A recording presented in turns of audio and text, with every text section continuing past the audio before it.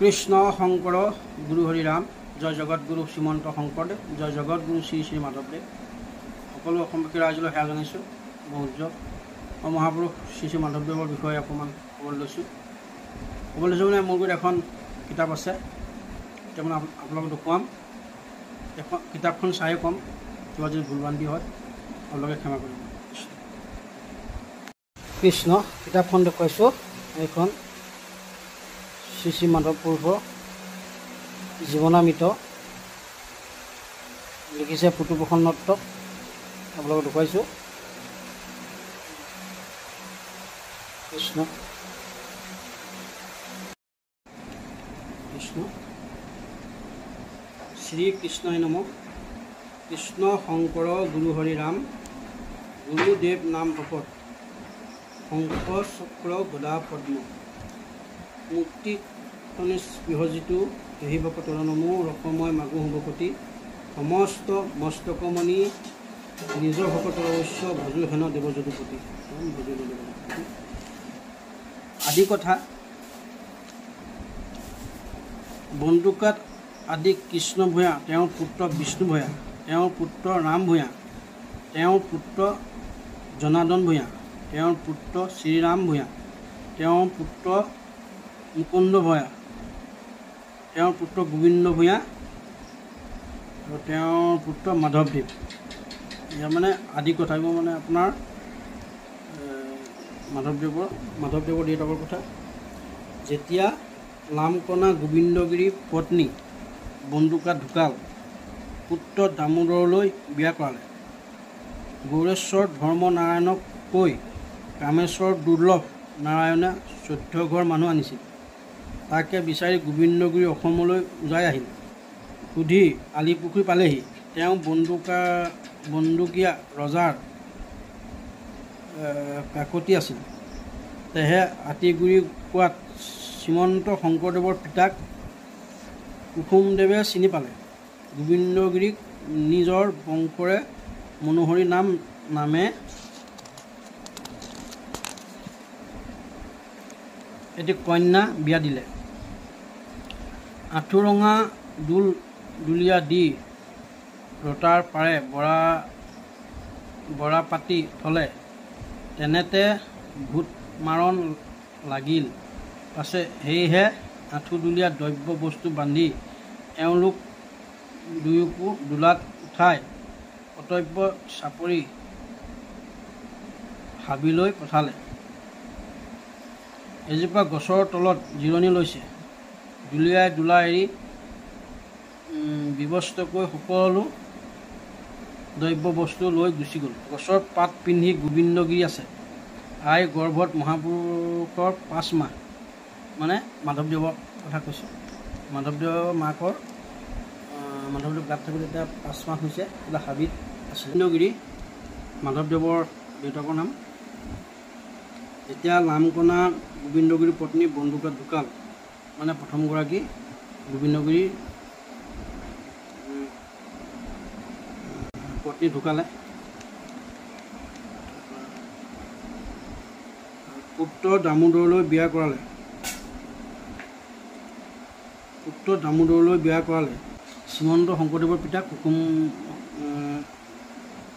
কুসুমদেৱে ছোৱালী, মানে মাধৱদেৱৰ দেউতাকক বিয়া দিলে। তাৰপিছত যেতিয়া হাবি মাজলৈ পঠিয়াই দিলে, তেতিয়া আকৌ আপোনাৰ মাধৱদেৱৰ মাতৃ গৰ্ভত 5 মাহ হৈছিল। তেতিয়া মাধৱদেৱ গৰ্ভৱতী আছিল, 5 মাহ গৰ্ভৱতী আছিলে। দোলা এৰি দুবস্তু সকলো দ্ৰব্য বস্তু লৈ গৈছে। তেতিয়া দোলাত উঠাই অনা যি 4জন মানুহ আছিলে, সেইকেইজনে মানে চব বস্তুবোৰ লৈ গুচি গ'ল। গোবিন্দগিৰি পত্নী গোবিন্দগিৰি যেতিয়া জীয়াবলৈ ল'লে এজোপা গছৰ তলত, সুবিধা পাই চব বস্তু লৈ গুচি গ'ল। এতিয়া একো বস্তু মানে কাপোৰ কানিব চব বস্তু লৈ গ'ল, মানে পিন্ধিবলৈ একো নাই। তেতিয়া গছৰ পাত পিন্ধি গোবিন্দগিৰি আছিলে, মানে মাধৱদেৱৰ বাপেক। আই গৰ্ভত মহাপুৰুষ মহাপুৰুষৰ 5 মাহ মানে মাধৱদেৱ 5 মাহ তেতিয়া ক্ষুধা তৃষ্ণাই আয়ে গিৰিয়েকক পানী খুজিলে মানে পিয়াহত পানী মানে পুৰা পিয়াহ লাগিছে পানী খাব মন গৈছে এতিয়া গিৰিয়েকক গোবিন্দগিৰি পানী খুজিলে তেতিয়া নলৰ চুঙা কৰি ব্ৰহ্মপুত্ৰৰ পৰা গা পা ধুই পানী লৈ আহিছে সেই সময়তে খোজা ৰজাৰ দেহান্ত হ'ল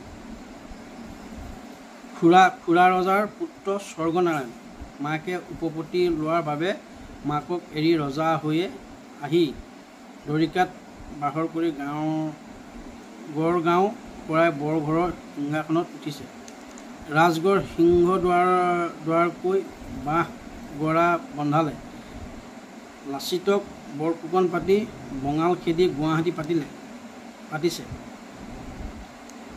হৰি সিং উজিৰ বৰাৰ হতুৱাই উজাই আহি মানুহ লগাই গুৱাহাটী পাতিছে দূৰৰ পৰা গিৰিক দেখি মানুহক দি ধৰালে মানে ৰজাই মানুহ গোবিন্দক দেখি পেলাই মানে সৈনিক নিয়াই পেলাই ধৰাই আনিলে বৰাই সোধাত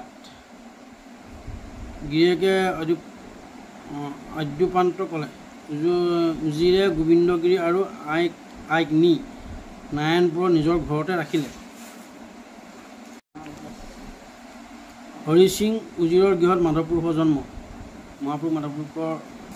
মাধৱপুৰুষৰ জন্মৰ কথা কৈছোঁ তেহে উজিৰে গিৰিয়েকক এযোৰ ধুতি চোলা আৰু আইলৈ ৰিহা মেখেলা এযোৰ দি হাবিৰ পৰা নাৱত লৈ আনি গৃহ পালেহি সকলোকে ক'লে বোলে মই এওঁলোকক পিতৃ মাতৃ মানিছোঁ মানে সতকাৰে ৰাখিবা মানে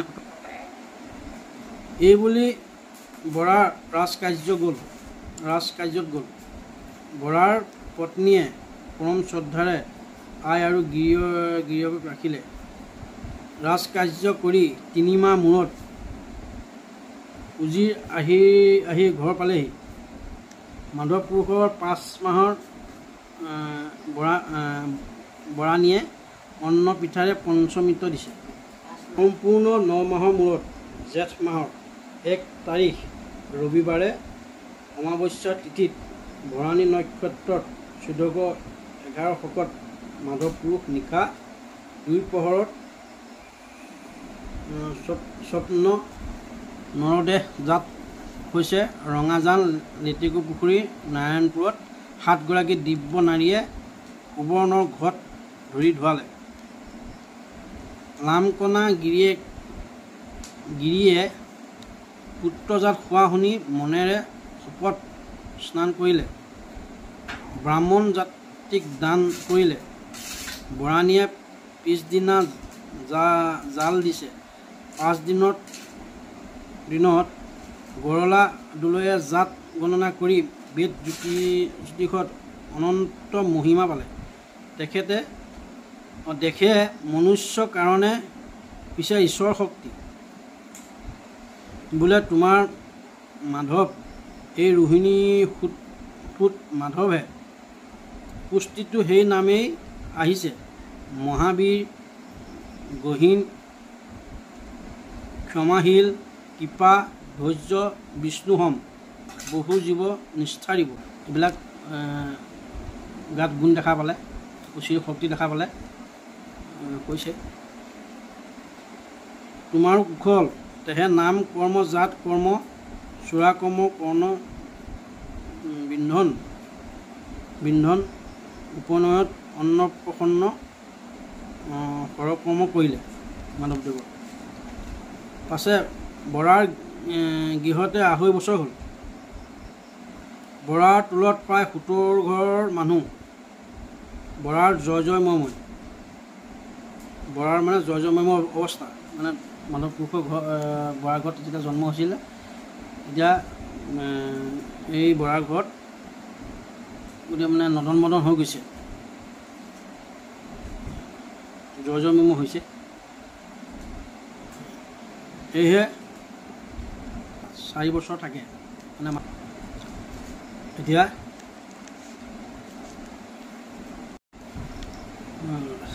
মাধৱপুৰুষৰ ঐশ্বৰিক লক্ষণবিলাক বৰাৰ গৃহত নদন মদন মানে মাধৱ পুৰুষৰ ঐশ্বৰিক লক্ষণবিলাক দেখি আৰু বৰাৰ গৃহত নদন মদন হ'ল ধনে ধানে গোটেই আপোনাৰ বহুত হৈছে নদন মদন তাকে কৈছে মাধৱ পুৰুষৰ ঐশ্বৰিক লক্ষণ বৰাৰ গৃহত নদন মদন মাধৱ জন্ম হ'বৰে পৰা বৰাৰ গৃহত ধন ধান বাঢ়ি সকলো ফালৰ পৰা নদন মদন হ'ল সকলো ফালৰ পৰা ধনৰ পৰা ধানৰ পৰা ধৰি সকলো ফালৰ পৰা নদন মদন হ'ল চ'ত মাহত বতাহ বৰষুণ খেতি বাতি গছ গছনি নষ্ট হয় কিন্তু বৰাৰ বাৰীত একো নষ্ট নহ'ল চ'ত মাহত যেতিয়া বতাহ বৰষুণ দিলে তেতিয়া খেতি বাতি গছ গছনি নষ্ট হয় কিন্তু বৰাৰ বাৰীত একো নষ্ট নহ'ল মাধৱদেৱ য'ত আছে বৰাৰ ঘৰত সেইকাৰণে এই বৰাৰ ঘৰত একো নষ্ট নহ'ল যেনেকৈ আছে যেনেকৈ গছ গছনি আগতে মানে চ'ত মাহত যেতিয়া বতাহ বৰষুণ আহিল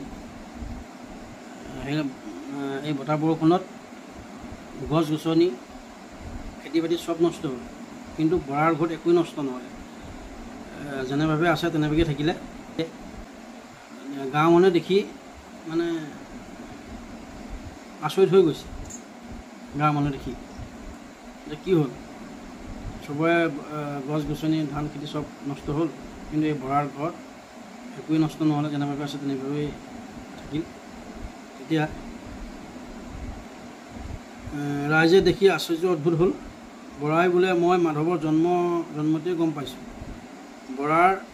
বৰাণীৰ ল'ৰা নাই বৰাণীৰ ল'ৰা নাই মাধৱদেৱক দেখি সকলো মোৰ যায় আংকুচিত কেশ পূৰ্ণচন্দ্ৰ বদন কুণ্ডত কটা দাঁত নাক ইলফুলীয়া আয়ত লোচন বহল বক্ষস্থল উৰু ৰাম কোমল চৰণ কোমল মনোহৰ মাধৱে সমস্ত লোকৰে আদৰ স্নেহ পালে বৰা বৰাণীৰ প্ৰাণতো অধিক মৰম মাধৱে বৰজৰ গোপীক মোহাদি সকলোকে মোহিলে যেনেকৈ কৃষ্ণই বৰজৰ গোপীসকলক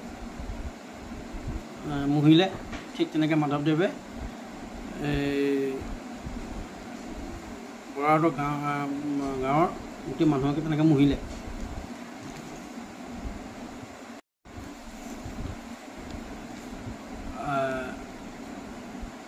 আৰু এটা ঐশ্বৰিক লক্ষণৰ কথা কওঁ ঐশ্বৰিক লক্ষণ মানে এইবিলাক দিয়া আছে আপোনাৰ মই পঢ়া শুনাম বাৰু ঐশ্বৰিক যিবিলাক লক্ষণ এইবিলাক দিয়া আছে এতিয়া কি হ'ল উতলা ধানৰ চৰুত বহি ৰ'ল মানে মাধৱ পুৰুষ উতলা চালৰ ওপৰত ধানৰ ওপৰত বহি ৰ'ল এইটো দিছে এদিন কেৰাহীত ধান বহাই তলত জুই দিয়া আছে দেখে মাধৱ কেৰাহীৰ ওপৰত বহি আছে বৰাণী আয়ে গৈ দেখে মাধৱ একো হোৱা নাই দেখি সৰ্বে আচৰিত হ'ল এতিয়া ধান কেৰাহীত দি থৈছে উতলি আছে জুইৰ তলত দি থৈছে মাধৱ পুৰুষ গৈ পেলাই সেই ধানৰ ওপৰত বহি দিলেগৈ তাৰপৰা বৰাণী আয়ে গৈ পেলাই দেখিলেগৈ দেখি পেলাই অদ্ভুত হ'ল মানে এতিয়া আচৰিত হৈ গ'ল যে একো হোৱা নাই মাধৱ পুৰুষৰ উতলাৰ তলত ইফালে জুই উতলা ধান কাইবত বহি আছে আচৰিত হৈ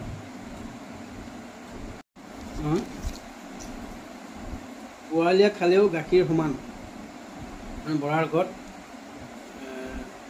গৰু পোৱালীয়ে গাখীৰ খালে সেইটো কথা কৈছে বৰাৰ ফাৰ্মত 7জনী গাই আছিল 7জনী গাই তাৰমানে গাখীৰ খীৰায় পোৱালীয়ে হেম্বেলিয়াই আছে কাৰণ বান্ধি থোৱা আছে পোৱালীবিলাকে হেম্বেলিয়াই আছে গাখীৰ খাবলৈ নাপায় হেম্বেলিয়াই আছে তাৰপৰা মাধৱদেৱে কি কৰিলে মাধৱে গৈ পোৱালি মেলি দিলে মাধৱদেৱে পোৱালি মেলি দিলে সকলো গাই পোৱালীয়ে এই 7জনী গাই পোৱালীয়ে মানে গাখীৰ খাই পেলালে গোৱালে গৈ বৰাক আপত্তি দিছেগৈ মাধৱে আকৌ সেই পোৱালি আনি পেলাই বান্ধি থ'লেহি তাৰ বৰাই বোলে বাপু পোৱালিবোৰ কিয় মেলিলা 2300 ঘৰত গাখীৰ হেৰাল মাধৱে বোলে খীৰাই চাওক। তেতিয়া গোৱালে গাখীৰ খীৰালে। আগতকৈ দুগুণ গাখীৰ পোৱা দেখি সকলো আশ্চৰ্য অদ্ভুত হ'ল। তাৰমানে গাখীৰ খুৱাই পেলালত গোৱালে ভাবিলে যে গাখীৰ নোলায় এতিয়া আৰু চব গাখীৰ খুৱাই পেলালে। গৈ পেলাই বুঢ়াক আপত্তি দিলেগৈ। তো মাধৱদেৱে আকৌ পোৱালিবোৰ আনি বান্ধি থৈ মাধৱদেৱক মাতি নক'লে বুঢ়া পৰা হয়নে বোলে চবগৈ বোলে এই পোৱালি বান্ধি থোৱা আছে, গাখীৰ খীৰাই চাওক। তাৰপৰা দেখিলে গাখীৰ আগতকৈ বেছিহে ওলালে। তেতিয়া এই কাণ্ড দেখি মানে দেখি পেলাই সকলো আচৰিত হ'ল। মাধৱদেৱৰ ম'হৰ সেৱা। বুঢ়াৰ ম'হ পালত এটা কম 100 বনৰীয়া ম'হ। পালৰ ওচৰলৈ গোৱালৰ বাহিৰে অন্য যাব নোৱাৰে। এদিন গোটেই জাক সোমাল। দূৰৰ পৰা গোৱালে দেখে যে মাধৱে খেদিছে। ম'হৰ বৰ ঘাই ম'হ কেইজনীয়ে খেদি গৈ আগ ঠেং পাৰি মাধৱক সেৱা কৰিছে দেখি আচৰিত। সেই বৰাক ক'লেহি।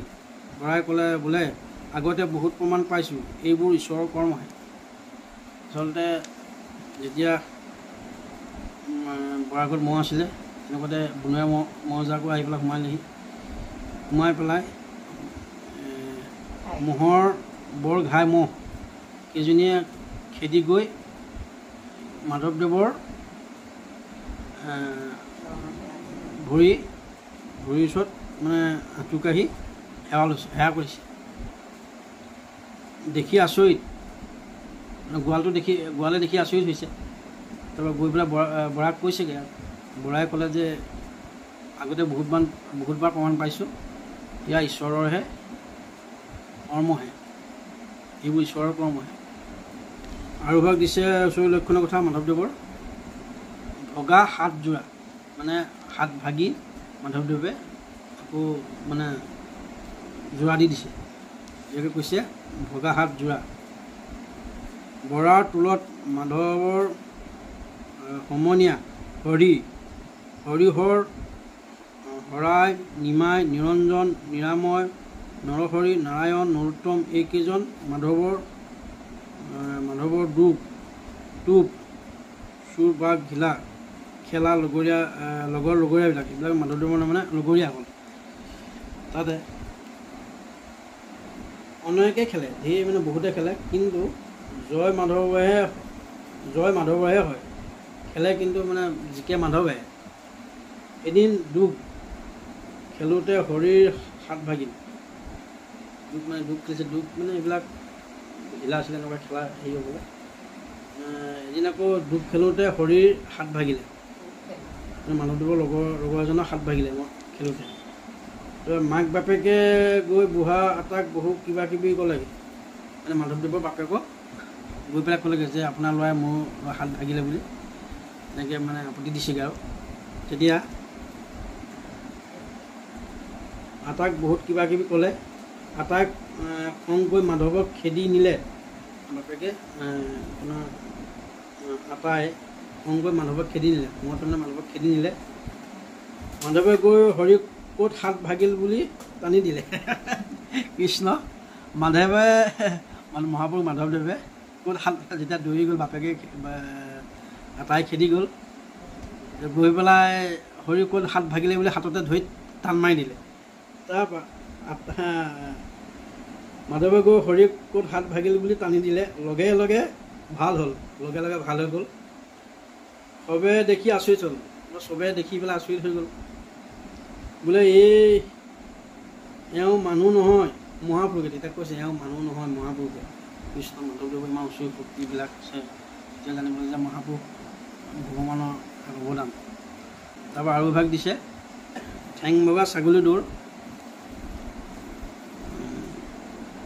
কি হ'ল চাওঁ কি কৰিলে মাধৱদেৱে। বুঢ়াৰ ছাগলী 200, ৰখীয়া 2টা, ঘৰত 2টা। এদিন ভুবুলা ছাগলীয়ে যুঁজি থাকোঁতে 5 ঠেঙত ধৰি মাধৱদেৱে দলিয়াই দিয়ে। ভুবুলায়ে ছাগলী মানে যুঁজি আছিলে। যুঁজি থাকোঁতে মাধৱদেৱে আহি পেলাই ঠেঙত ধৰি পেলাই দলিয়াই দিলে। ঠেং ভাগিলে। ৰখীয়াই আহি বৰাক ক'লেহি, মানে ছাগলী ৰখীয়াই আহি পেলাই বৰাক ক'লেহি। বৰাই কি ক'লে, বৰাই বোলে যা যা ভাল হ'ব, বৰাই বোলে যা যা ভাল হ'ব। বৰাইটো জানেই যে মাধৱ পুৰুষৰ ঐশ্বৰিক শক্তি আছে, ঈশ্বৰৰ অৱদান আছে শক্তি। তাই ক'লে যা যা ভাল হ'ব। গম পালে, বৰাই গম পায়, কাৰণ জন্মতে দেখিছে তেওঁ ঐশ্বৰিক শক্তি আছে, ঈশ্বৰৰ কিবা শক্তি আছে। তাৰপৰা বুঢ়া এটাই শুনি খং কৰি বোলে ইয়াৰ পৰা ইয়াত আৰু থাকিব নোৱাৰি, মানে মাধৱদেৱৰ দেউতাকে, দেউতাক মানে আটা বুলি মাতে। আটাৰ খং উঠি বোলে ইয়াৰ পৰা ইয়াত আৰু থাকিব নোৱাৰি, মাধৱদেৱৰ পৰা মানে ইয়াত থাকিব নোৱাৰে, মানে যিহেতু গাঁৱৰ মানুহে আহি পেলাই আপত্তি দিয়েহি। বৰাইহে জানে, এতিয়া বাপেকৰ মানে মাধৱ পুৰুষৰ দেউতাকেতো নাজানে, সেইকাৰণে দেউতাকক মানে খং উঠিছে। খং উঠিব কৈছে ইয়াৰ পৰা মানে উপায় নাইকিয়া হৈছে আৰু, সেই কৈছে মানে খং কৰি পেলাই কৈছে আৰু ইয়াৰ পৰা মানে উপায় নাই, থাকিব নোৱাৰি বুলি। কিমান মানুহ আৰু আপত্তি শুনিম, কিমান আপত্তি শুনিম মানুহ। মাধৱে গৈ পৰি থকা ছাগলীৰ গাত ভৰি লগাই দিলেহি, উঠি লৰ মাৰিল। দেখি সকলোৱে আচৰিত হ'ল। বৰাই বোলে মই আগতেই জানো যে ছাগলী একো হোৱা নাই। এতিয়া বৰাই জানে যে ছাগলী একো হোৱা নাই, যে এই ঐশ্বৰিক শক্তিবিলাক বৰাইহে জানে, বাপেকেতো বৰ্তমান এতিয়ালৈকে জনা নাই। কিন্তু বাপেকৰ খং আৰু, এতিয়া বৰাই কৈছে যে মই আগতেই জানো একো হোৱা নাই ছাগলী। কৃষ্ণ জয় গুৰু শংকৰ। ভিডিঅ'টো ইমানটা সামৰিছোঁ। যদি ভাল পায় মাধৱদেৱৰ মহাপুৰুষ মাধৱদেৱৰ বিষয়ে আৰু আছে আৰু পঢ়ি শুনাম। যদি ভাল পায় আপোনালোকে এই ভিডিঅ'টো, প্ৰথম ভিডিঅ'টো আপোনাৰ মাধৱদেৱৰ বিষয়ে ক'লোঁ। যদি ভাল লাগিলে কমেণ্ট কৰিব, শ্বেয়াৰ কৰিব, লাইক কৰিব। আৰু আছে পঢ়ি শুনাম, ভিডিঅ' দিম। এই ভিডিঅ'টো বনাওঁতে হয়তো কিবা ভুলো হ'ব পাৰে বা অপৰাধো হ'ব পাৰে, যিহেতু মই কিতাপ চাই কৈছোঁ। যদি কিবা ভুল ভ্ৰান্তি হয় ক্ষমা কৰিব। আৰু দ্বিতীয়টো ভিডিঅ' মই দিম, আৰু ভাল পায় আপোনালোকে লাইক কমেণ্ট কৰি ক'ব। কৃষ্ণ জয় গুৰু শংকৰ।